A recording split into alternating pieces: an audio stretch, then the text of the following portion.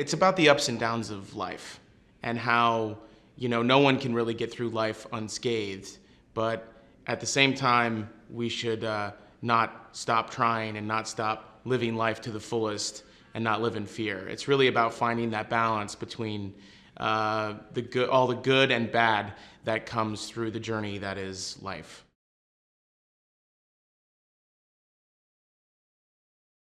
When I go to the movies, I want to see something that I don't know, and then I can still relate to it. There's sort of that catharsis when I go to the cinema that I love, that I wanted to create kind of for myself as the filmmaker, as the writer.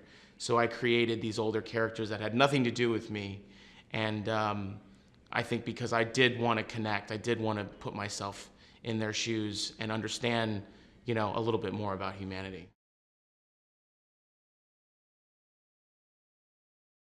For me, the most important thing above all was performance with this. I remember talking to my director of photography, Rob Givens, and saying to him, when people see this film, if they don't mention you or me, we did our job. If they mention Blythe and Sam and Martin and all of the actors and the performances and the script, then we've done our job. It's our job to get out of the way and let these performances breathe and let the actors do their thing, because that's what's going to tell this story.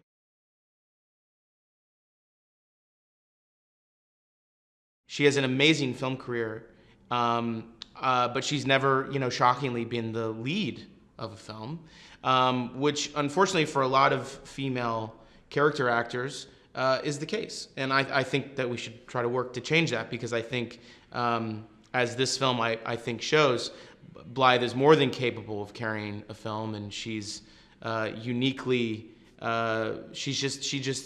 she brings a whole different level of subtlety and nuance and emotion and comedy to this role from her stage career, from just her ability to be a character actor. To give her the romantic lead in a film, I think is, it's my gain. I think it's everybody's gain, honestly, but I'm really glad that we came up with this idea. There's just not many people that can be Carol. She's a strong-willed woman, but she's funny, and she's a little hard-edged. She's got a hard exterior, but underneath it all, very emotional, soft, vulnerable woman as well. So there's a lot of layers to her, and frankly, she's also beautiful. And Blythe is all of those things.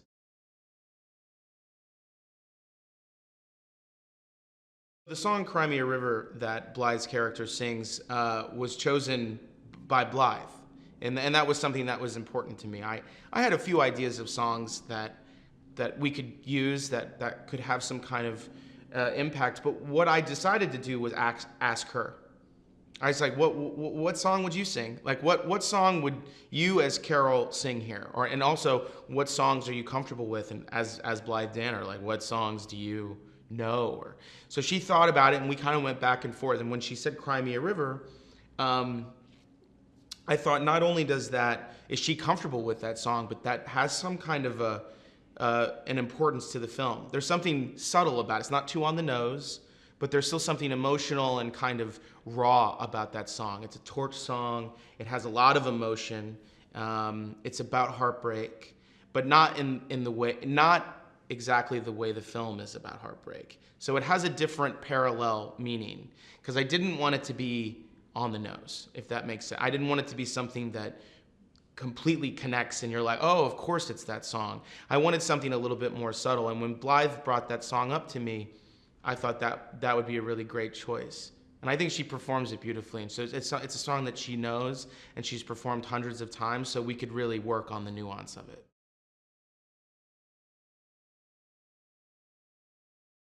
Martin Starr, in my opinion, is one of the most underrated actors out there, especially in dramatic roles. I think everybody knows him as this amazing comedic, kind of deadpan character actor. He's incredible. And you look at the roles that he's done some iconic stuff. He's a young guy, and he's already done iconic things like Freaks and Geeks and Party Down and now Silicon Valley. People know him as a certain type. But I've seen a vulnerability and an emotion in his work that I really wanted to kind of give him an opportunity to play something different. I think Martin is just an incredibly layered and talented actor. He can do anything, in my opinion. I think he has range beyond people's knowledge. And this film, I think, really shows that off in him. It shows a warmer, more vulnerable, more sort of giving and side of Martin. And I just loved working with him.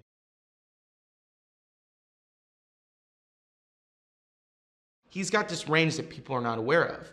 They see Sam and they think cowboy. They think American Old West. They think The Big Lebowski, which is great, and that's what they should think. He is an icon for that American Old West imagery. At the same time, he's so much more than that. He can do anything. And I'm so lucky. I think I'm like one of the first people in a long time to give Sam a romantic role. And I'm sort of shocked that people haven't noticed this previously, but the dude he can do the romance pretty good. And I think it's amazing to see him and Blythe have this romance and see him be his charming, natural self. And that was my goal with that character. That character we wrote kind of open, and we always had discussed whoever plays Bill, we're gonna tailor it to that person. Whatever person comes on board, we're gonna make it work around that guy.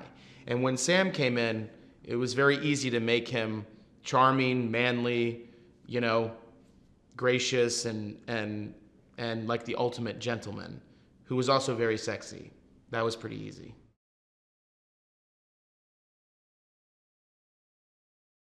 One of the great things about casting this movie was I had just made a list of all the actors that I wanted to go out to. I was like, here's my first choice for every role. And I gave it to my casting director, and maybe a couple weeks later, she came back to me and she said, everyone said yes. So all of my first choices said yes, which she told me was the first time in her 30-year career this had ever happened.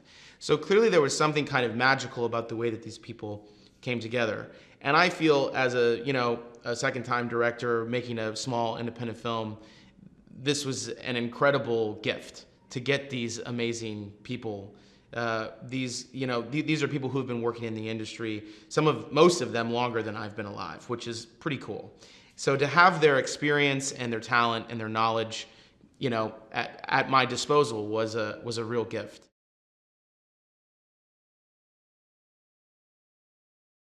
I think all of these women came on board with very specific ideas about what they wanted from the characters, but also this idea that they're getting to do something that maybe they don't normally get to do. They get to be fun, fun-loving and, life-loving, beautiful, joyous, hilarious women who are friends with each other.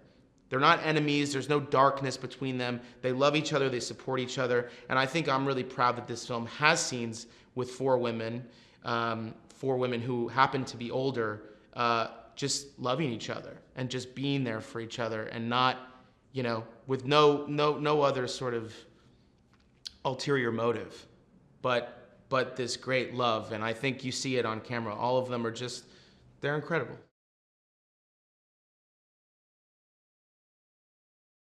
The theme of the film for me is that you can't get through life unscathed.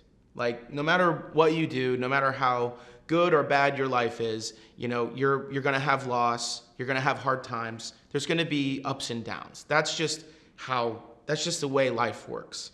And for me, I wanted to tell a story which dealt with that in a way that showed that it's like, yes, life is very difficult, but life is also the most amazing thing.